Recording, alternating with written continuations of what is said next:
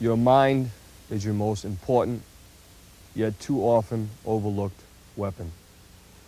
Without the proper mental training, all the other aspects of self-protection are useless.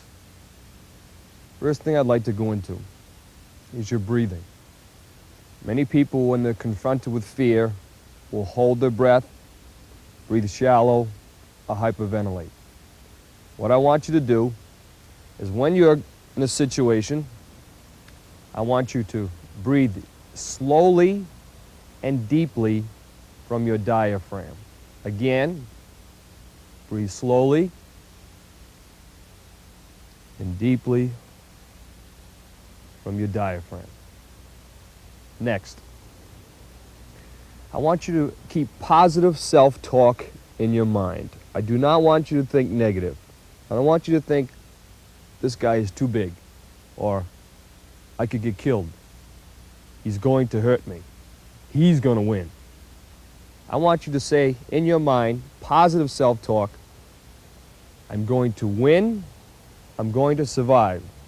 Doesn't matter if I'm cut or hurt, I'm going to win and survive. Next, I want you to visualize as you go throughout your day, no matter where you are. Example, you're in an elevator and a man approaches. I want you to visualize in your mind what you would do if this man turned into an attacker.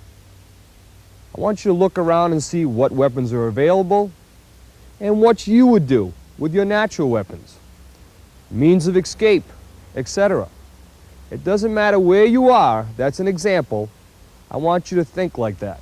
This will help you in case you're in a self-defense situation not to freeze or go into shock. You want to train your mind. Next, when you strike, I want you to ki-eye. The ki-eye is the shout of your fighting spirit. But when you ki-eye, I want you to say no. Again, you take that, control your breathing, relax, and when you strike, you ki-eye, expel all the air from your lungs. And what this will do is help the adrenaline surge in your body, give you increased strength, give you a psychological advantage over your opponent. Next, I want you to take that fear, I want you to remember this, take that fear and turn it into anger. I don't want you to let the fear beat you. I want you to win. Take that fear and turn it into anger. Now, a lot of people have a problem with this. So I'm going to give you an example. Let's say you're in a department store or a grocery store, and you're at the cashier, and the cashier overcharged you 50 cents. And the cashier says to you, lady, I didn't overcharge you 50 cents, but you know you're right. So you'll stand there for that 50 cents. The manager will come over, that cashier could be 6'5", and you will argue for that 50 cents, and you'll feel that anger because you know you're right. Another example, you got a brand new car. You're driving down the street, you go through a green light, and someone goes right through the red light and hits your brand new car. You get out of the car, this gentleman jumps out of the car and tells you that you were wrong. Even though he ran the red light, you know you're right, you're standing there, you're angry. He just hit your brand new car that you work hard for. You feel that anger. Well now, let's say this attacker who is trying to degrade you and humiliate you.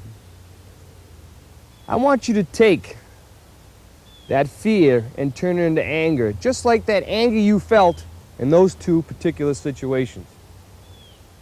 I want you to think this person is trying to take your life.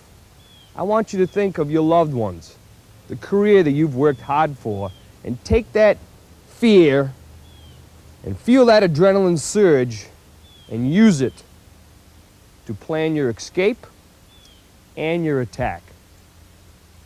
And last, I want you to make sure that you have confidence in yourself and in your training.